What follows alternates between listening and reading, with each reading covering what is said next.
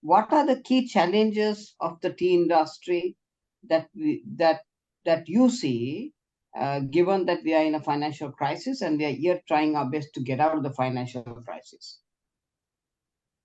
I think, as I explained the workers, I would say one of my divisions, small division as an example, I took a count, about 45 females has gone overseas.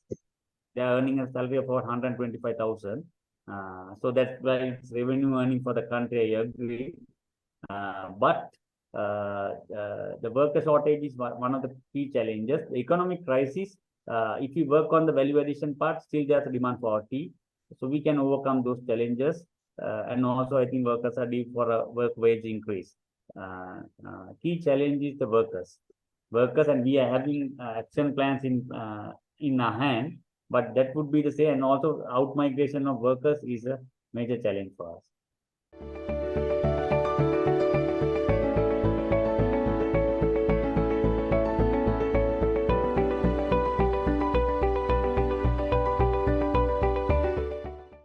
Outstanding personalities from the business sector to come and speak to our students, of course, our well-wishers who join from different parts of the world.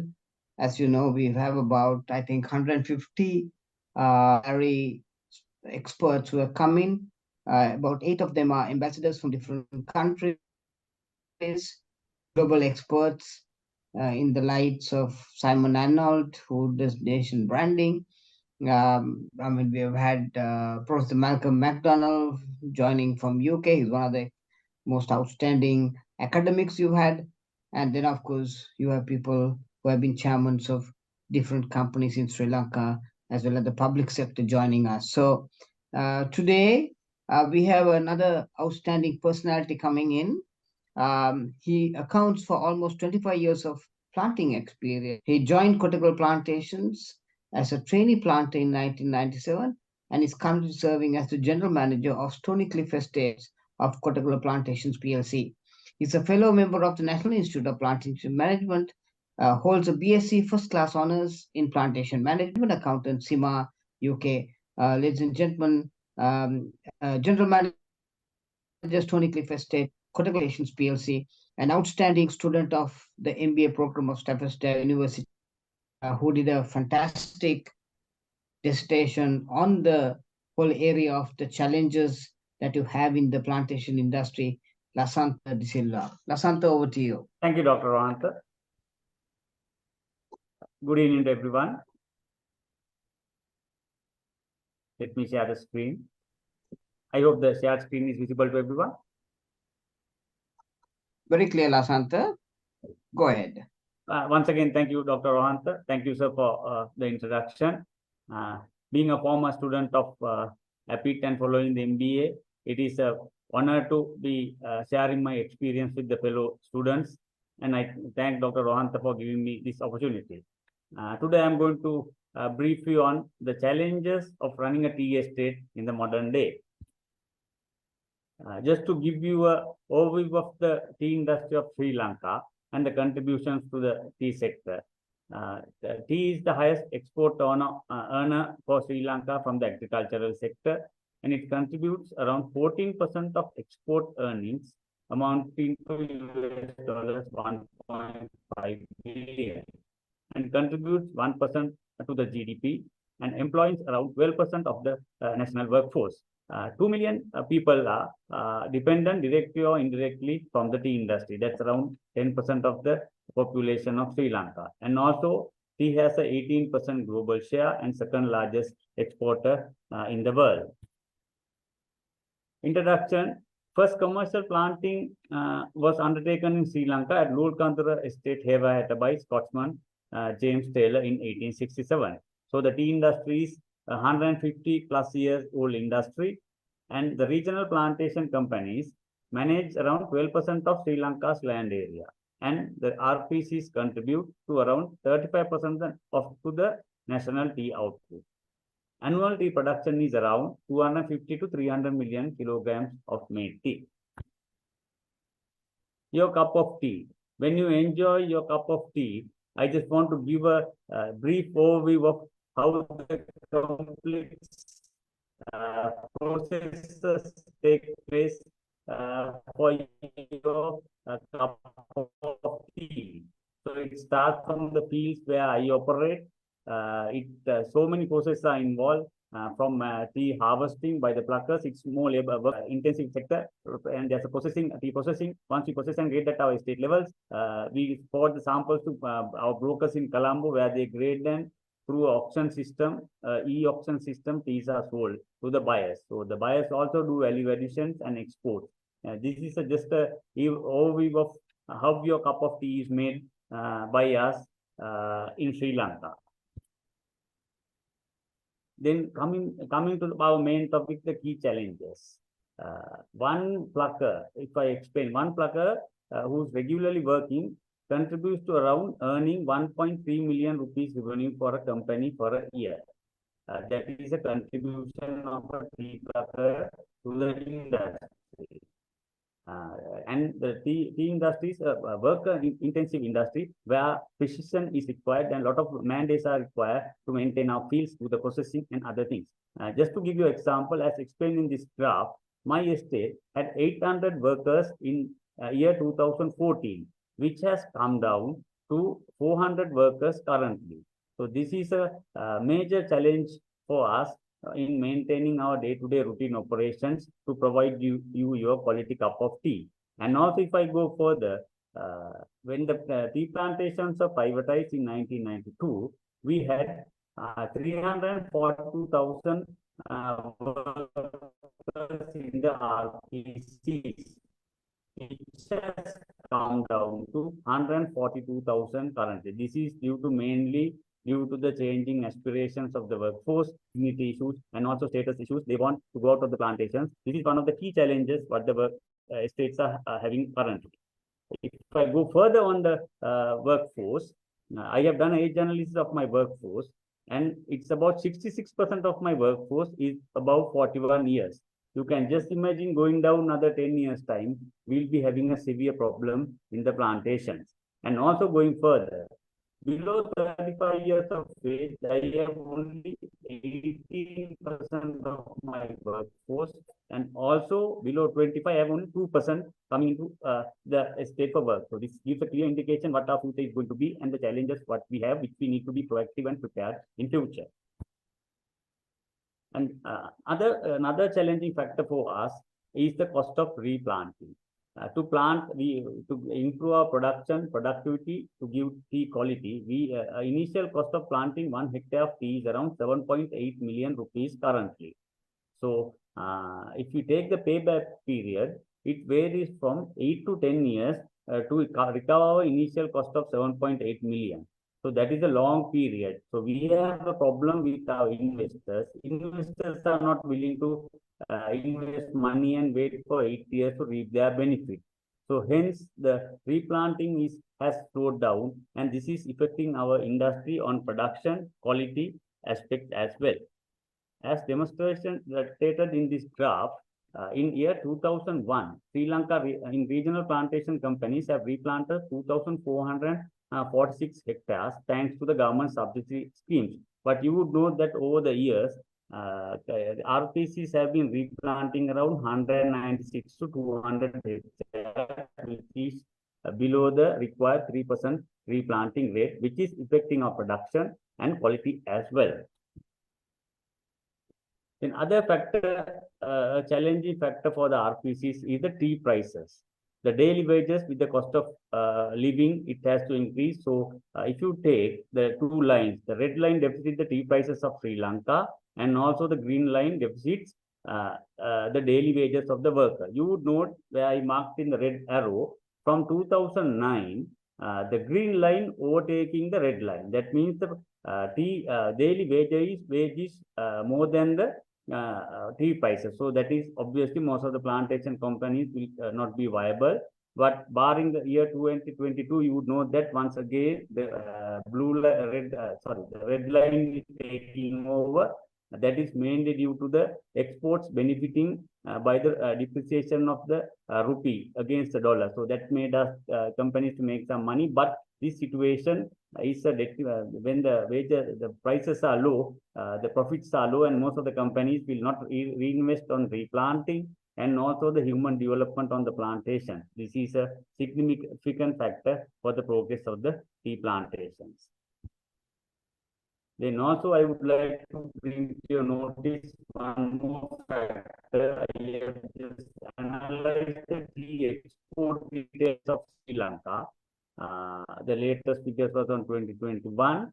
I found that 18 ranging from 780 to 860 rupees, which is far lower than our cost of production. Only 11% of our tea is exported in value-added form, ranging from 1,600 to 2,200 rupees. So this is also affecting our overall prices. And I think this is a key area where we need to focus on value addition so we can get a better price, so we can pay a decent wage to our workers, and also we can reinvest on our plantations for field development, factory development, and also the human development as well. Policy decision, this is also a key area. As you would know, over the past 5 to 10 years, there have been very volatile decisions and haphazard decisions taken by the government on agrochemical banning, fertilizer banning, and also pulling out the replanting subsidies. So I have demonstrated in this graph the annual tea production from 2017, Kenya versus Sri Lanka. Actually, 10 years ago, we were par in our production, and you would know Sri Lanka, which were shown in the blue line. The production is around 300 million kilograms for a year, but steadily declining over the years. Last 3 years, it has been showing a 250 and steady decline on our crops. But as against Sri Lanka, you would see that Kenya, our main competitor in the global scenario, is increasing their production from 300 to 400 and touching 550 ranges. So their productivity has improved, their cost will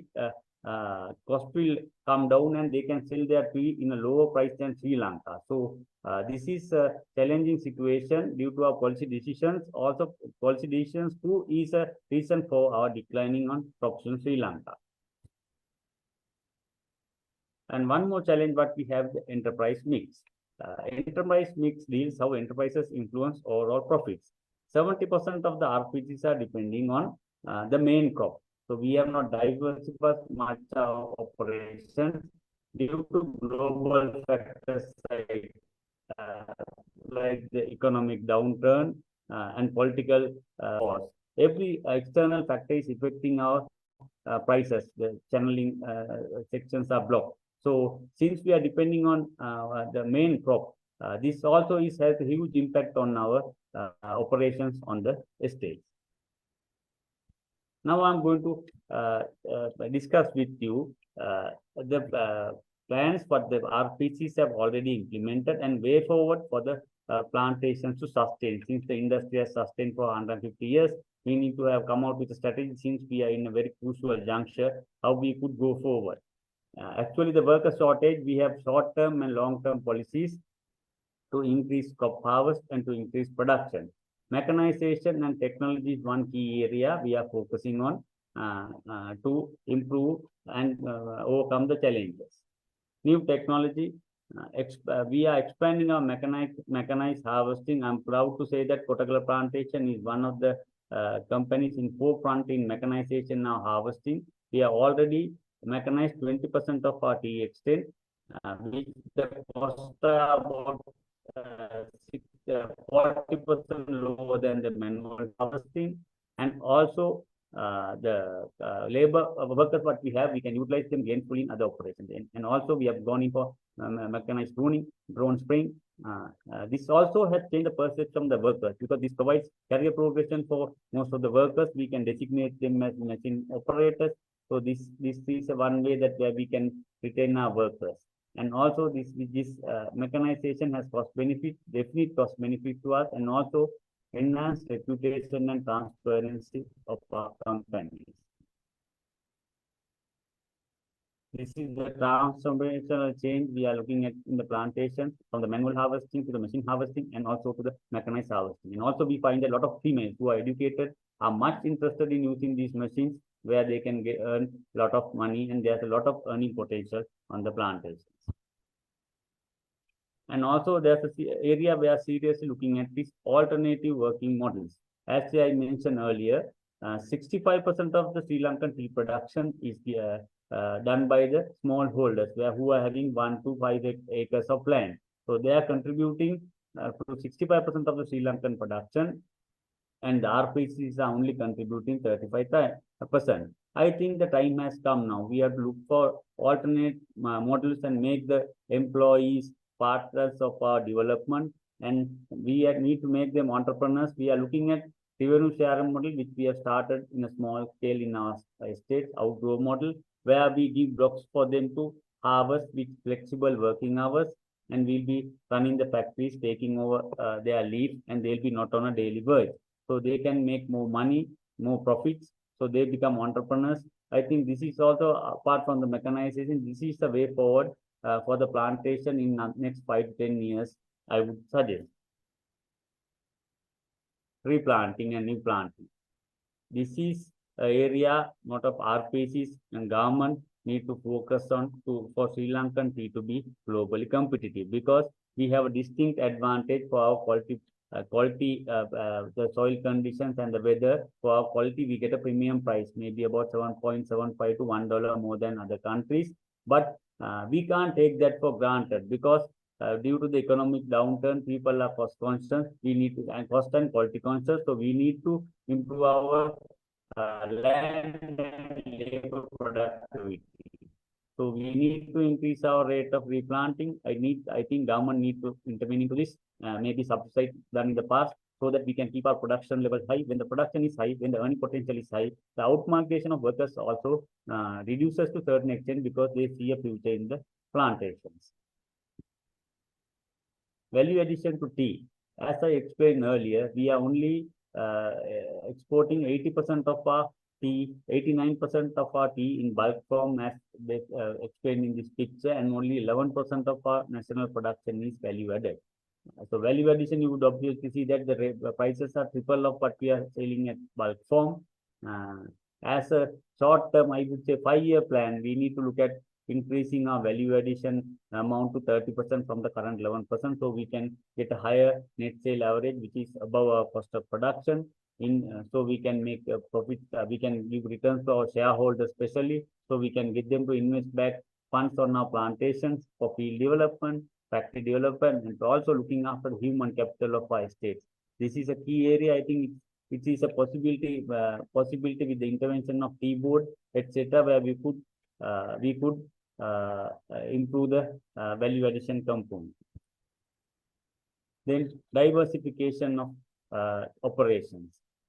We are looking at focusing. We have started in a smaller way, not smaller way. We are already in progress. Diversification operations. So when one part fails, if say the tea fails, we can make income from other sectors.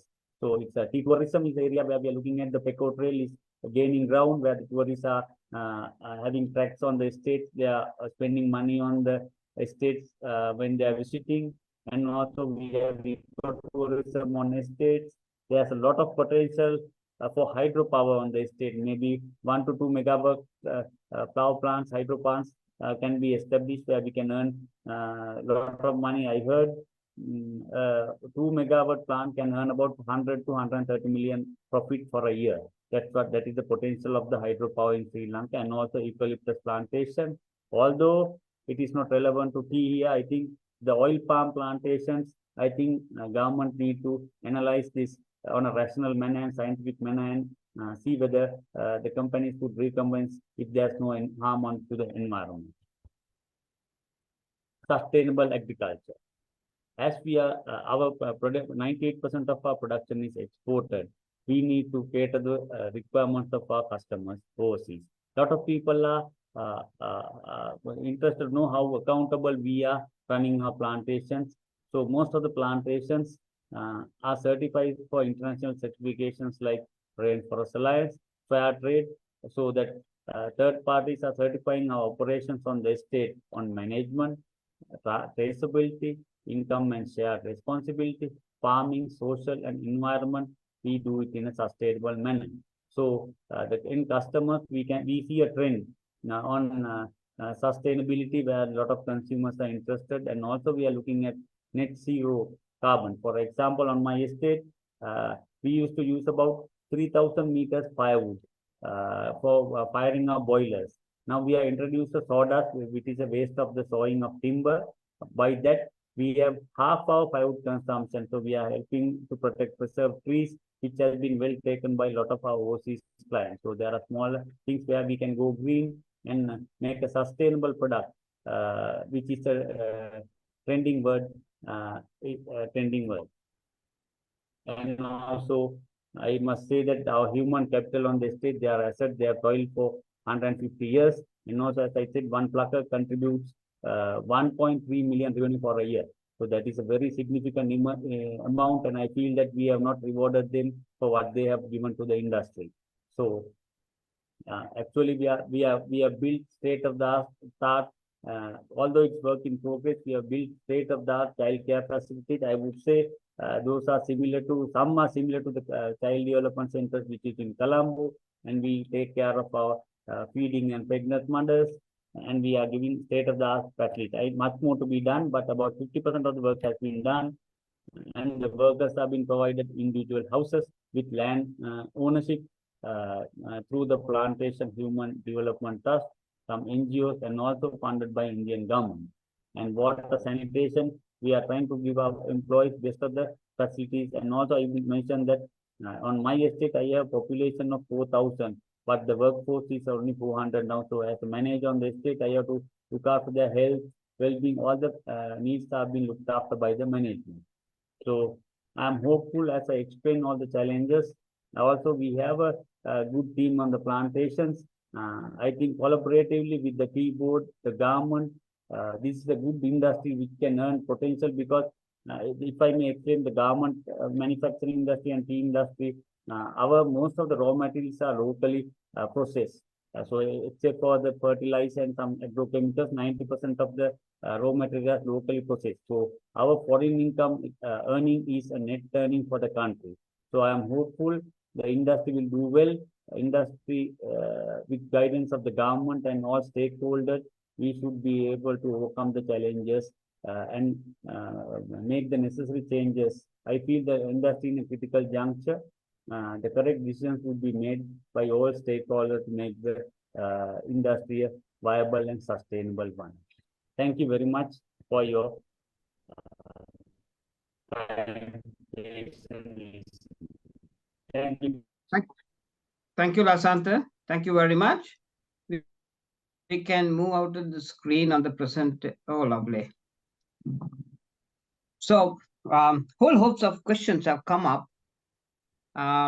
Let me take one by one, Lasantha.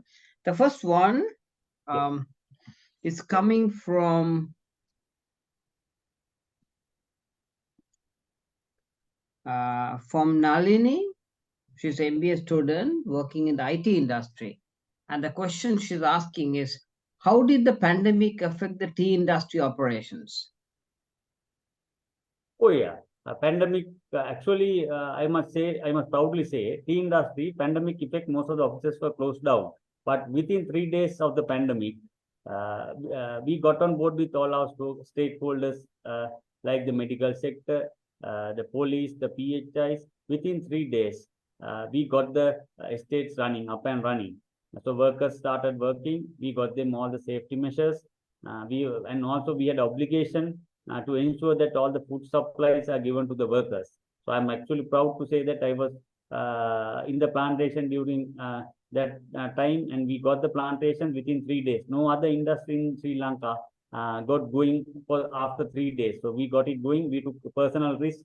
A lot of planters and workers got infected by the COVID, but thankfully very few fatal injuries. But we took the risk and we got the Sri Lankan flag going during the pandemic though. Naresh from Myanmar is joining, and the question he's asking is, how did the economic crisis affect the industry? Oh, that has a big toll on the industry. I must say, for example, in April 2022, my electricity bill was 800,000 in StonyCliff, but now it has gone to 2.4 million rupees. That is a huge jump. Other costs also have increased. But last year we were having a good time with the depreciation of the rupee. We were getting good prices for tea. But unfortunately, the prices have come down now because with the dollar steadying up, it's good for the overall economy.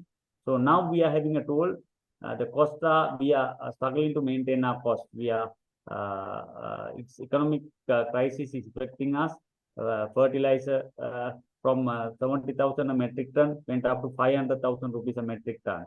So all the input costs have gone up. This is having a toll on the industry. The inputs also reduced to a certain extent. So this has an impact on our industry tea plantations. Lasantha, there's a question coming from Prasad. The question, he's one of the MBA students joining from Ethiopia. He says, given the tea stock in RPC is over 70 years, almost 80%, Yes. Reducing the tea output because of the old tea stock which is there, what can be done to correct this? Because if not, in the next 15-20 years, you might not have a tea industry in Sri Lanka. I agree with you, Doctor. We will not be globally competitive. As I mentioned, the Kenyan production is steadily increasing. They are touching the 500 million mark. Our stock is older, but as I explained earlier, the initial cost is very high. We need, I think, government also need to get involved in this and expedite the replanting rate. As I said, in 2000 we have replanted 2,400 hectares, now which has come down to 180 hectares for a year. That is an alarming figure. So I think all stakeholders need to take serious note of this and start expediting the replanting. We have to look at other ways of harvesting the tea. I agree that we are short of, but mechanized harvesting is there. If we don't increase our production quality, we will not be competitive globally. So that is a serious issue for us. I think we need to look at it seriously for expediting our replanting process. There is a question coming from Bangladesh. He's Nurul. He's on the MBA program at APIT Lasantha. He's saying it is great to see the mechanization of the tea industry happening, which we have not even seen sometimes in the apparel industry of Sri Lanka. How do you improve the value addition of the tea industry so that more money can be earned by Sri Lanka? This is a big process, but I think most of the RPCs have started their own, because we can't depend on the government to do everything for us, but they have a role to play.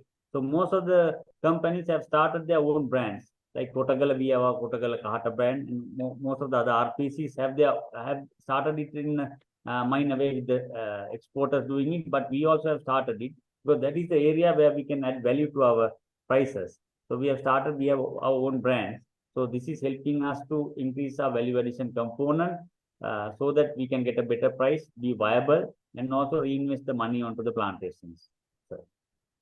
So, Lasantha, how can Ceylon tea proposition be marketed globally? Because I've sat on the tea board for 10 years, and we were trying our very best to get this global campaign off the track, but it's tough working. What is your thought on that? Unfortunately, I think the money is being money is with the government, sir. But I feel we need to market, because there are a lot of competition coming in. Proposition, and also we have, what I would say is we need to aggressively market. I see when I go through the statistic, USA, China, those are emerging market for us. I feel we have not tapped the full potential. We are into our customary markets in marketing our tea. So we are not looking at new horizons. When I see the statistic globally, there are a lot of China, US is growing markets which we have not tapped. So we need to look at those markets and get into the emerging markets so that we can add value to all. There's a demand for Ceylon tea due to the quality aspects, the flavor, liquor, which is not in our competitors, but we need to market it. I feel our competitors are more aggressive in their marketing, and they are gaining control. Our neighbor, if I say example, largest import of tea is Pakistan. But we are losing our being a neighbor of, and being a South country. We have lost our export to Pakistan. Pakistan is exporting a lot of importing things from Kenya. That's how we have lost our market share. We need to work on those areas, doctor, to have our. Firstly, we have to establish our existing market, and also we need to penetrate into the emerging markets as well. Question from Chandani. She's based in Oman. She's an MBA student once again of APIT. She's saying, what are the key challenges of the tea industry that you see, given that we are in a financial crisis and we are here trying our best to get out of the financial crisis? I think, as I explained the workers, I would say one of my divisions, small division as an example, I took a count, about 45 females has gone overseas. They are earning a salary of about 125,000. So that's why it's revenue earning for the country, I agree. But the worker shortage is one of the key challenges. The economic crisis, if you work on the value addition part, still there's a demand for our tea. So we can overcome those challenges. And also, I think workers are due for a work wage increase. Key challenge is the workers. And we are having action plans in our hand, but that would be the same. And also, out migration of workers is a major challenge for us. Question is from Iram. She's doing her dissertation for the master's program, and she's saying, what was your dissertation study about? And what did you actually learn from the MBA?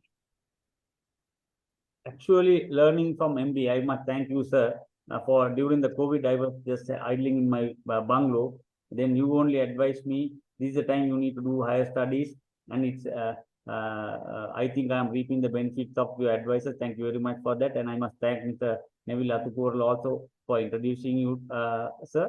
I would say structural changes in me. The education, sometimes a lot of us are looking at the qualification behind our names. I would say you must show your qualifications in your behavior. I would say by studying the MBA, I had a structural change into me unknowingly. When we were following for 1-2 years, we were attending classes. That's one thing which had shown in my behavior, and I was recognized in my company. And also the networking, I would say. Networking and the contacts what we gain. Now, if I was just doing nothing, if I want to do anything to get hold of IT sector, apparel sector, garment, tea board, anything, we build a lot of contacts and respect for each other. That is also helping apart from the academics, I'm telling you, academically we learn, because I see a lot of assignments. Since of late, I'm getting a lot of assignments from my company, and when I do it, they appreciate the way we are doing. So it has changed my thinking pattern, how we approach problems, how we look for solutions. We don't live with the problems. So those exposure gave me, I think, the context, structural change, behavioral change, and also the networking has helped me a lot. So I'm thankful for APIT and Sapphire for that, and especially for you and all the academic staff for that, sir. If not, I would have been just an ordinary planter, just talking about the problems only and not coming out with the solutions for the problem. Lasantha, there's a question from Sachira Fernando, who is from the UAE. We see many foreign tea products claiming to be 100% Ceylon tea. However, there is no Sri Lankan brand that has a strong presence in the international market to compete with these foreign brands. What is your opinion on how to enhance competitiveness of Sri Lankan tea brands in the international market? Yeah, I would say you must give credit to late Mr. Medijay Fernando for being bold. We have few brands over the world. That is Dilma is one brand, if I may mention. But I agree with him, very few.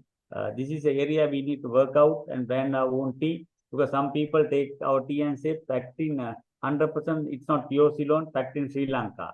And the consumers think that it is Sri Lankan tea. We need to aggressively market our tea. This is a responsibility of us and also the tea board to ensure that we market our products properly, and because we have a competitive edge, our quality is a competitive edge for us. I feel I agree with him that we have not marketed. We need to have our own brands.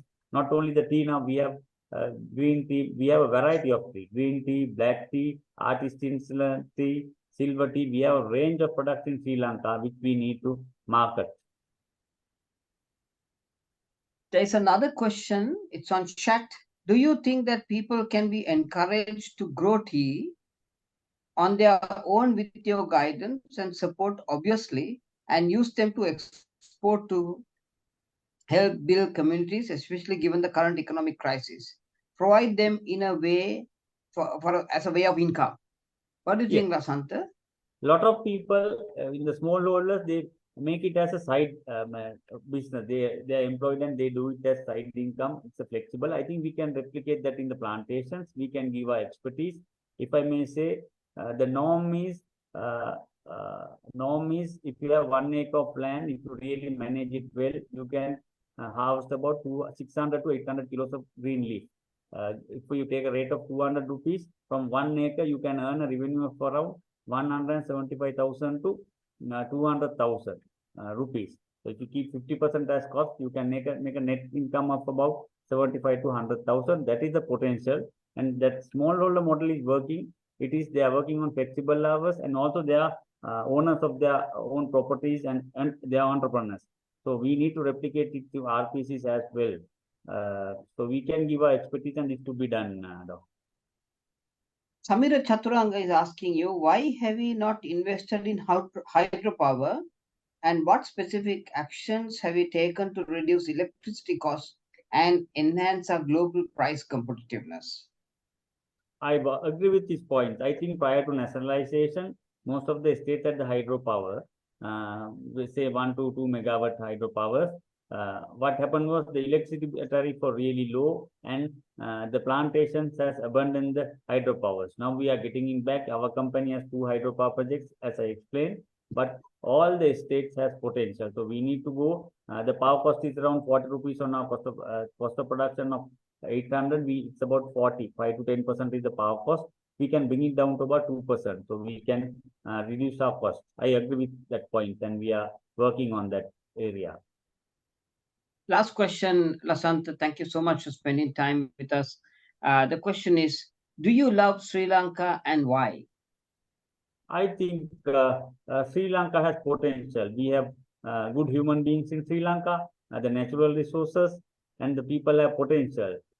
It's a matter of, I think, we need to believe in the Sri Lankan dream. I still believe in it. And also, I think we need to make the right choices when we make people to govern our country. That is in the hands of the people. I think if people make wise decisions and select the right people, rather than looking at our short-term benefit to the parliament or to run the country, I think Sri Lanka has good potential, because I have a lot of friends who have gone overseas. They say the cost of living there also too high, and also the green pastures are not so green. But I feel it's how we water the green. So it's in our hands to make our life better. It's challenging. Everyone is suffering, is going through a bad patch. I know everyone is suffering, but it's in our hands. If we believe we can do it, I'm sure that we can make a good life in Sri Lanka. So I believe in Sri Lanka. Lasantha, there is one question I have to ask this question. It's Saha on the ME program. The question is, you are a successful agricultural expert. You have a BSc first class honors in plantation management. And of course, you are a chartered accountant, plus you have a master's. Where do you see yourself in another 5 years' time? I would say I need to make. I believe in tea industry. My passion is to make a good contribution to the tea industry. I think industry is in a place where we need to make tough choices. So I want to see that I get on the top of things, and to drive the changes in Sri Lankan tea industry. So I want to get onto the helm and ensure that I make an impactful contribution to the tea industry of Sri Lanka. Not only the tea exports earnings, but I think the human capital involved. I think I have obligation to ensure that all stakeholders are benefited from the industry. Thank you very much, Lasantha. Great chatting with you, and look forward to your continued contribution to the industry and, of course, the master's program. Uh, as you know, a lot of people are like kind of wanting to study, looking at as to how you can move forward in life. So it's great. You're a real example to the whole community. So thank you, Lasantha, for joining in today, and great catching up once again. So it's lovely for everybody to meet again, and let's meet up shortly where we celebrate 150th MBA Diary Speaker. Thank you very much.